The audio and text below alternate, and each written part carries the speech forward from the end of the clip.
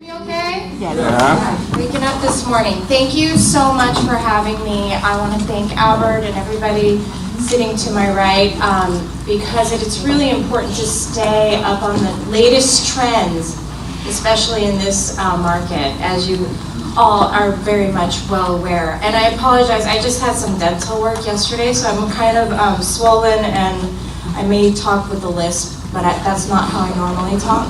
Sorry about that. So since getting my bio, actually my title has changed and it's really exciting.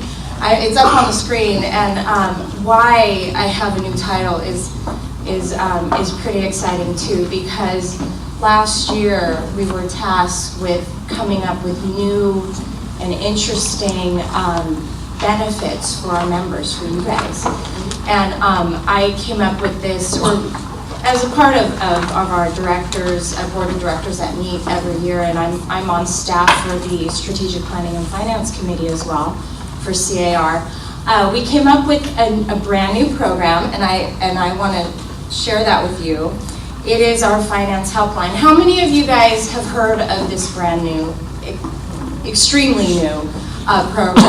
It was just released on February 15th, and what it is a finance helpline for you guys to call in with any problems you may have with the short sale. It's mainly for short sales. If you have crossed all your T's, dotted all your I's, but you're still not getting a response from the bank or from the lending community on your particular short sale, what we've done is created a helpline to help you escalate that short sale and get that short sale closed, or help with deed and liens, or help with REOs, or help with any funding questions you may have. We hired a lender liaison who has been in the lending servicing side of real estate for 25 years, and he's really done an amazing job. We at C.A.R. have a distressed properties task force. He's been on staff with them for about a year, and he's helped close several deals just by word of mouth. Just knowing the right people in the lending servicing side and getting the right people together. And so that's what we've launched on this brand new initiative, and it's membership-wide. It's available to you. I hope you guys all use it if you need help in your transaction, and it's really exciting for me because I'm able to be a part of this. And since we launched in a little over 3 weeks ago, we've had several calls, probably over 40 or 50 calls or cases created. That means somebody had an actual deal they needed closed, and we've already had resolution on 15 of them. And so it's been really exciting because these are deals closed for our members. Tangible evidence of how C.A.R. is helping our membership. So that's one of the things I'm doing. Another thing I want to bring to your attention is how many of you guys know that starting January 1st this year, C.A.R. offers free CE credits to members. 12 free CE credits. I urge you guys all to use it. This is a free member benefit for online courses, but we plan to offer this for the next 4 years. So if you start now, you can do all of your CE credits for free as being a member of C.A.R. And before I get into some of the other stuff, I'm going to give you the economic update and the housing market update. But I would be remiss because I always forget at the end. So we have a lot of stuff. I see a lot of you picked it up. This is a member benefits sheet. It's really just some information about what we do at C.A.R. and also some stuff on the homeowners bill of rights and some laws that affect you as realtors. So I urge you guys all to read it. If I don't tell you about it, I get in trouble later. So that's part of my public service announcement.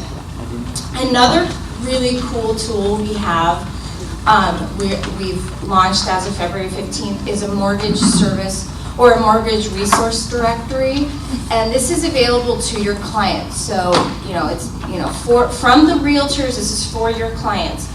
You're able to enter in what your client makes, where if they're a veteran or if they, if they're a first-time buyer, what situation a new home buyer is in, and it pops out what financing programs are available to them, whether it be a first-time buyer grant or a VA loan or whatever. But it's a really cool tool that you can share with your clients, and I hope you guys all can use this as an added benefit working with a realtor. So just a heads up on that. So without further ado, let me just get into what's going on in the economy. And we have some hot button issues, right? We have the fiscal cliff that was avoided. And right now, housing is doing great. There's all kinds of reports. Housing is leading the economy. We have really good numbers out. We have good jobs numbers out, and the economy is really getting better. We're in a recovery, although sometimes it doesn't feel like it, but I'm sure in this market it does, because we have a lot of foreign money coming into this part of the LA area, and it's pretty hot right now. So on the flip side, we have some very important inventory. We have some very important housing market issues, including inventory and some other issues that go along with that. So I'll get into that in a second. So I kind of talked about that. And then the fiscal cliff agreement, that was made on the wee hours of New Year's Eve this year. But the most important thing for housing was the mortgage debt forgiveness. That was extended for another year. So if you have a short sale seller that is upside down, decides to sell their home, their debt will be forgiven, at least for the IRS. Now, C.A.R. is working, our lobby team up in Sacramento is working on a deal or a bill to extend that benefit to the Franchise Tax Board for your state taxes. But just that's the biggest deal that came out of fiscal cliff agreement for California housing market. Now, the GDP number, that is a look at the heartbeat of our economy. When we look at the economic picture, this is the first thing we look at, it's GDP. Now, was the fourth quarter negative 0.1% an anomaly? Well, yes, it probably was, because what we had was a huge pullback in government spending in the fourth quarter. And so that government spending dropped by 22%. Not only that, we had a lot of businesses that were worried about what was going to happen with the fiscal cliff. They started to hunker down, and they didn't replenish their shelves. And so that's kind of what happened in the fourth quarter. We expect the first quarter to show a bounce back. Just to give you a relative measure, we want to see GDP anywhere between 2.5% and 4%. That's a sustainable growth. Right now, we're seeing less than that, and in the fourth quarter, a negative number. Now, what is commonly defined as a recession is two consecutive negative GDP numbers for the 2 consecutive quarters.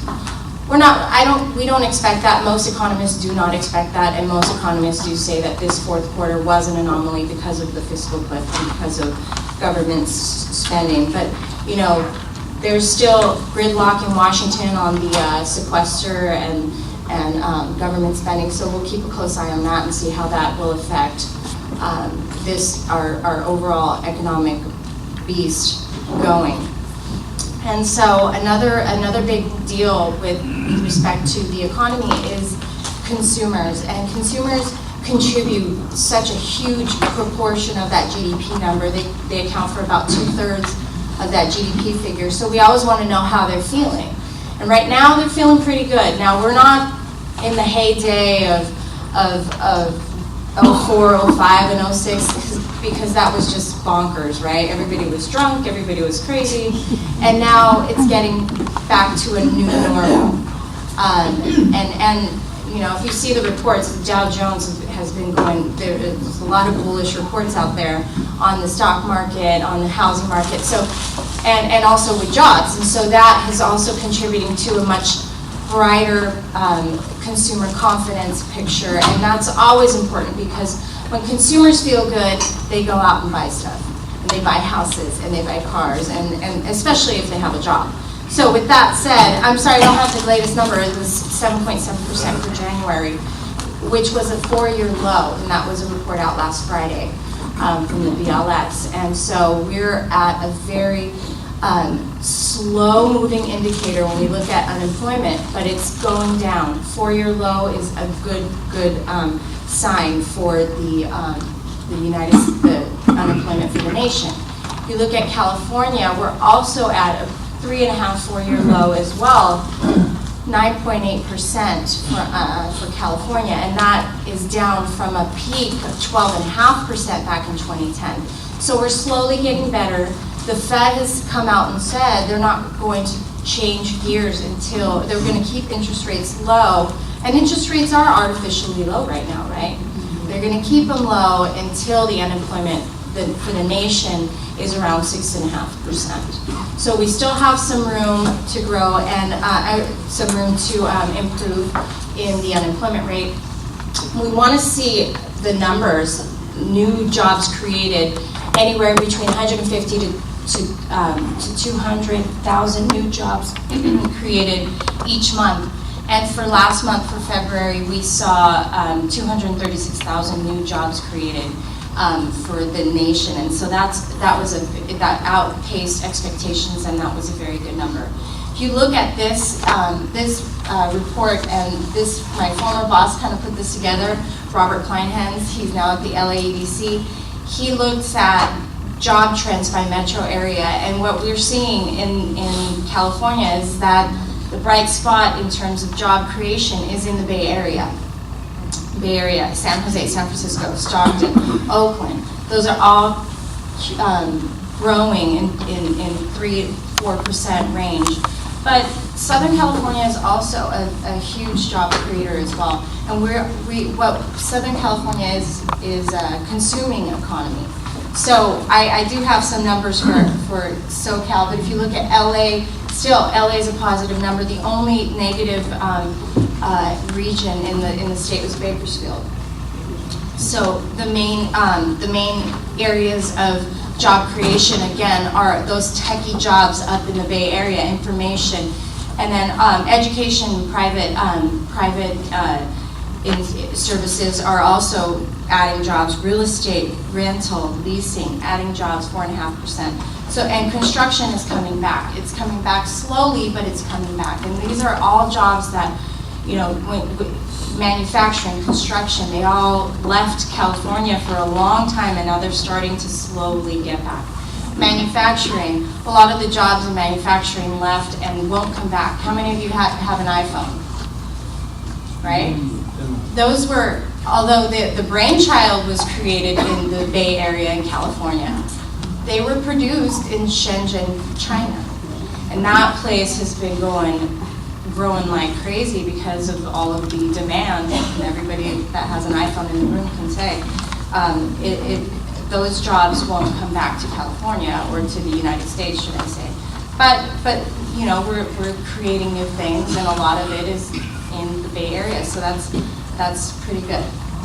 And so I don't have a LA number for unemployment, but if you look at the LA picture, we added the bright spots in LA are leisure and hospitality. We added 21,000 jobs in the LA County. Professional and business services added almost 17,000 jobs, and then also administrative and support. And that includes temp jobs. And why is that important? Because once businesses start hiring temps, that means they're thinking about hiring permanent employees, and that is a bellwether sign for our county. And so that sector added 12,500 jobs in January. And so the last statistic I have on the economy is inflation. And right now, inflation is not a problem. We're below the Fed's target, although just barely. The Fed's target is 2% for core inflation. We're 1.9 right now. What this means is inflation is not a problem right now. Inflation could be a problem going forward.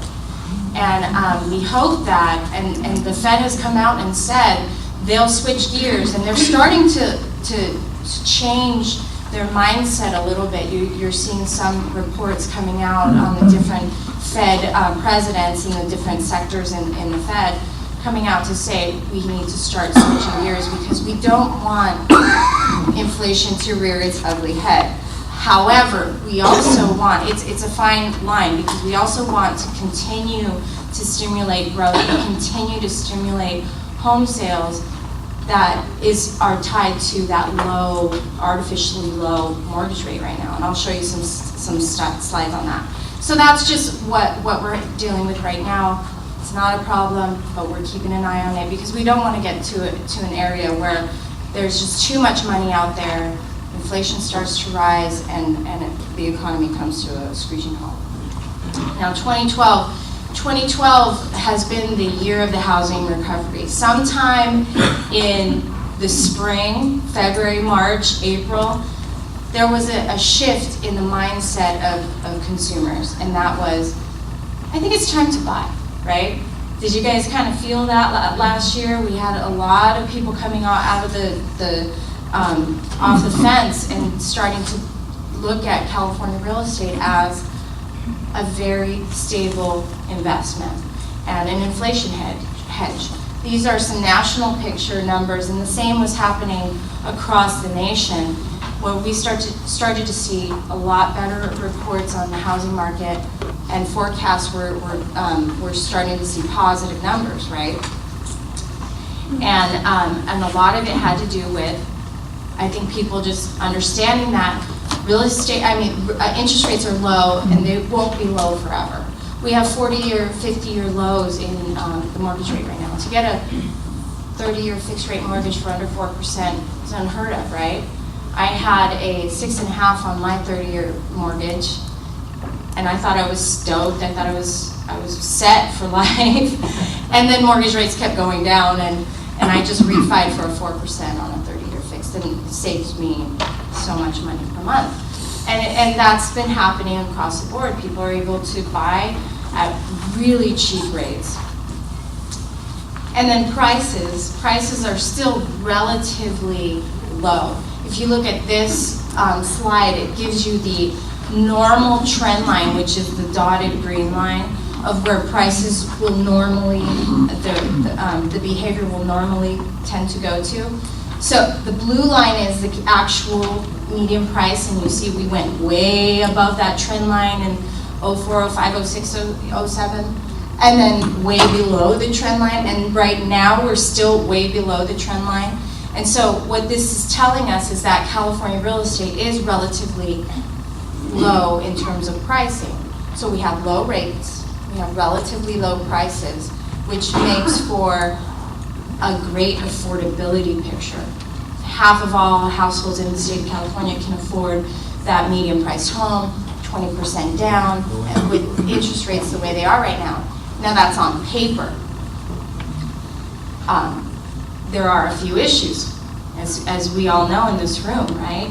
No inventory. There's no inventory, absolutely no inventory. And on the on the other side of the transaction, there's what we've been calling defensive lending, where lenders are requiring so much documentation. They want to see W-2s, they want to see your income taxes, they want to see your credit history, they want to see high FICO, right? I have a stat that makes everybody gasp whenever I go anywhere across the state. The average turned down FICO score from a Fannie or Freddie loan, turned down, okay, 734. That's the average person that was turned down for a loan. And their down payment, 19%, which is telling of what is required of home buyers today. And so why I'm telling you this, I'm sure you guys all know this, but it's about setting expectations with your clients. There is no inventory. You're going to have to fight 30 other offers on this property. You're going to have to prove your income. You're going to have to show your credit history. And it's about setting those expectations so they're not upset with you, the realtor, when they don't get in on that home, right? but they understand what's going on and they understand the marketplace because you told them, right? So it's about setting those expectations. So, and then another issue with inventory is the declining number of distressed properties. That we're calling them disappearing foreclosures, because there's been a long-term downward trend in the number of foreclosures. A lot of it has to do with the Homeowners Bill of Rights, a lot of it has to do with legislation, and a lot of it has to do with lenders or the banks just not wanting to foreclose on a property because they're worried about litigation, they don't want to get sued, or they just don't want to mark down their balance sheets because they don't have to. So this is all what's going on in the background of the inventory picture. And so another issue is the real estate finance, the defensive lending, and I'll give you a little bit of a background on that. Part of what I do is to focus on real estate finance and to focus on what's going on with Fannie and Freddie, because right now, Fannie and Freddie are the market.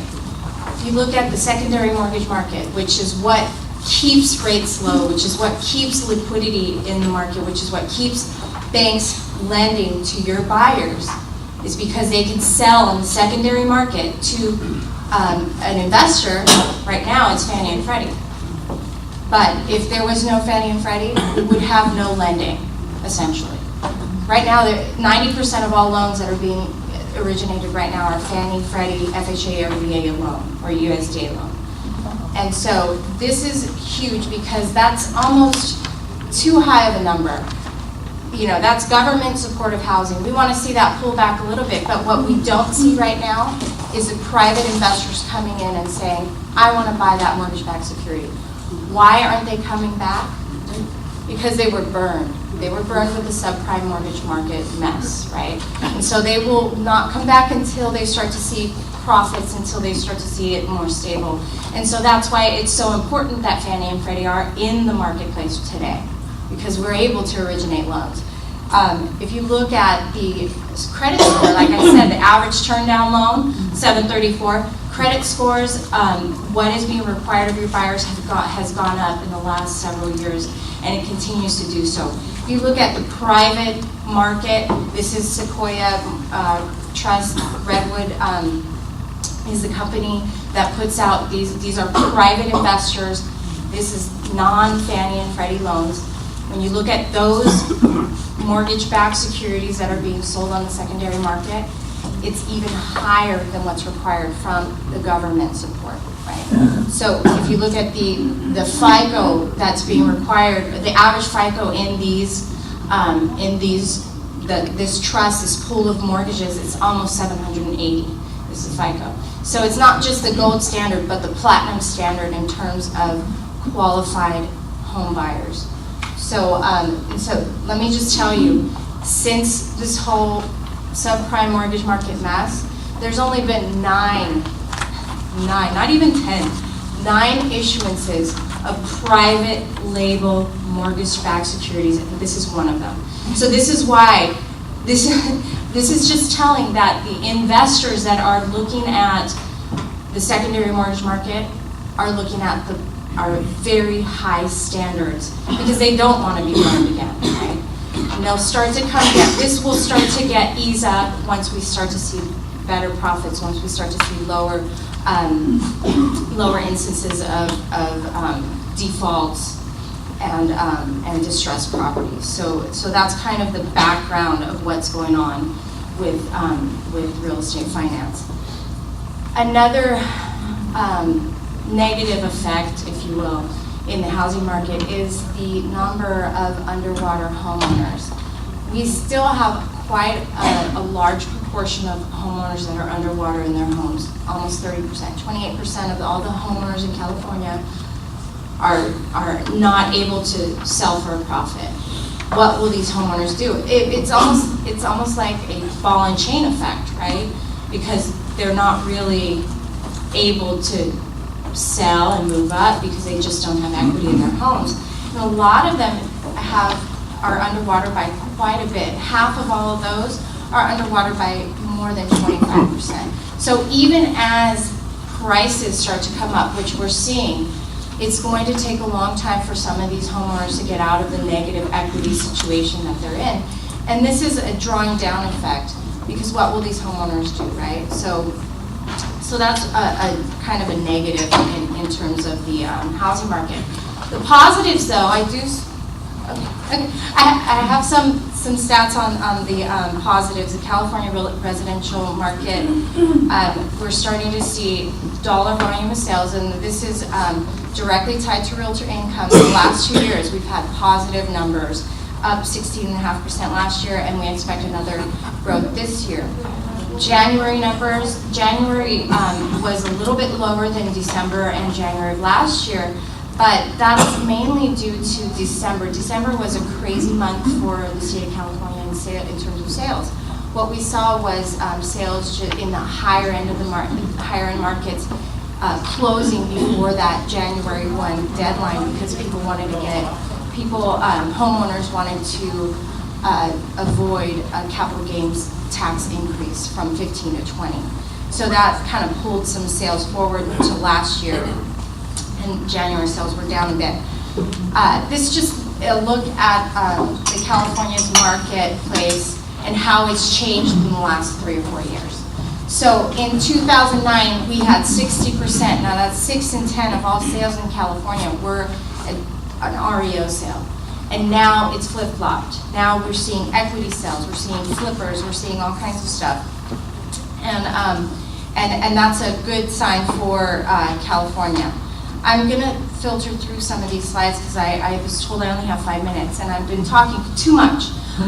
So the price for California, again, we do see a rise in the median price. We saw a 24% gain in the median for January. And we're up above our bottom, which we hit back in February of 2009, up almost 40% from that bottom. So we've bottomed out. We're doing great in terms of the California real estate market, but inventory picture is extremely low. And I kind of mentioned this already. 3.5 months of supply is well below a balanced market, which we see as anywhere between 6 and 7 months. So we've been well below that for several years. And it has really put a strain on your home buyers, I'm sure, trying to beat out all cash offers, and it's the same for every marketplace. Oops. And the same for every, I'm gonna jump forward to my forecast. And when I say mine, I mean C.A.R's. We have a whole team of analysts working on this forecast, so I can't say it's really mine. But when we look at California, we saw a 5% growth last year in sales to a median price of $523,000. We're currently re-benchmarking our numbers, so you're going to see a lower number of sales, but the same storyline is true. We're very strong in terms of sales, we're growing in terms of sales, and prices well outpaced our expectations when we saw an 11% growth in the price last year. And we expected a further growth in the price this year to 5.7% to a median price of $335. And again, a strong year this year. Last year was very strong. We expect this year to be very strong also. And we expect interest rates to stay relatively low. So, before I close, I do want to mention all of my slides are available on C.A.R's website, or I can send it to Albert, he can have it for you guys. But I urge you guys all to go to CAR.org, market data, and download my presentation, because I did include a lot of the city-specific statistics. Temple City, Rosemead, I have a lot of other cities which I really don't have time to go over, and just given the time constraint, I told Albert that I need to come back and talk for an hour. And I don't put you guys all to sleep. But that's kind of what's going on in a nutshell. This is our website, C.A.R.org, market data, and there's my email address. And if you guys have any questions, I'd like to answer them now. Yes, Sara, on the world scene, competition for jobs. in California, there's competition for jobs. What is a good job? I mean, you can increase the number of jobs, but are they good jobs that support a family? Oh, absolutely. And if you look at what jobs are being created right now, I did show a slide. It's the high-paid engineering jobs, information in the information industry, and those are all in the Bay Area. There's a lot of high-paying jobs here. Again, a lot of it has to do with well-educated people. So the median income in the state of California is a lot higher than other states. I think the median income right now is close to $60,000 for the state of California, and that's huge. If you look at the median income for Michigan, for example, it's probably half that. So California is a higher paid state. It's the high education jobs, and it's a lot of the information technology engineering jobs that are growing right now. If California were a nation, how large would it be in economy? Oh, geez, you know, I knew that at one point in time, but I think fifth or sixth or something like that. That changes. And if you break out, like even if you break out California by northern and southern, I think Southern California would be like somewhere in the teens. So my last statement, thank God we're in California. We love California. Are there any other questions? Good morning, how are you? Good morning. Welcome to St. Gabriel. So I've heard from a number of investors, institutional investors, that this rise that we're having in prices in California is artificial, and a lot of people are under the impression that maybe in about a year we're going to have another mini crash. What's your take on that? What's going on with the median price, and I'm glad you brought that up because I was so in a hurry to get through everything. I did not mention what's going on behind that median price. And what we're seeing, I did kind of talk about, 64% of the sales are an equity sale. That means they're sold for a profit, and it's not a distressed sale, and that's a good thing. The thing about the median price is that it's a mix of sales. So what's being sold right now is the equity sale in the Bay Area or in some of the higher end markets, as opposed to a distressed sale in the Inland Empire or Stockton or what we had 3 or 4 years ago. So right now, the median price is $337,000, up 24% year over year. But it's the mix of what's selling. So it's the higher end markets that are selling for the equity sales, or the standard sales is what people are calling it. I don't see a crash because it's fundamentals. This is fundamental supply and demand. What we are seeing, again, is that mix of sales pulling up the median, but it's not really, if you look at some of the other data houses, such as Case-Shiller, they look at individual house appreciation, and they're still growing. They're growing at a much smaller number. I think it's a single-digit increases in their prices, but still growing, and that's a fundamental growth. So, and I did not talk too much about investors, and I feel a little bit remiss to not to, because you brought up investors, and I want to show you all cash sales are a third, or almost a third of all home sales in California. And there was a report out yesterday from DataQuick, and if you look at Southern California, it's also a third. Flippers are back, investors are eyeing California real estate, eyeing Southern California in particular, as an inflation hedge, as a very safe investment right now. So I don't see it. As a matter of fact, I do see an affordability issue going forward, because what we're not doing is we're not building enough homes to support growth in our households or our population. So this is a look at the multifamily, single-family, new permits for housing, and then you look at household formation every year. We're well below what is forming, and when you look at this and you look at what's going on in individual households, and you see in the last couple of years, you saw a lot of people who graduated college went back home to live with their parents because they couldn't find a job. Now those people those kids are starting to get out, forming their own households, either renting, thinking about buying because they're able to sustain a job and keep a well-paying job going forward. Now, where will they live? Because we're not building enough to support that household formation. So. Right. And regarding this inventory issue, what truth is there to that there's a lot of big investors buying huge chunks of property, like 200 or 300 at a time, and then worst of all, just holding on to it, renting it, and not, putting it back in the market? Is there any truth, any basis to that? There is some truth to that. Now, when we look at ARIA bulk sales, there's just not that many being done with respect to Fannie and Freddie. C.A.R. was fighting tooth and nail, and we were very vocal about this. But when you look at the actual numbers of bulk sales that happen in California, there was only 440. When you look at the individual investors like BlackRock and other investors like that, they are purchasing lots and lots of homes, but it's on a case-by-case basis, and I'm hearing that they're using realtors to get through these. It's not like what's happening in Detroit or in other areas of the country where they are just purchasing whole city blocks. Those are fewer and far between in the state of California, at least as far as we've done our research, and we're just not seeing it. We are seeing a lot of investors holding on for rental, which does not bode well for the inventory picture and for realtors, but it's on a case-by-case basis. Thank you very much, and please come back because a half an hour is not enough time. Thank you so much.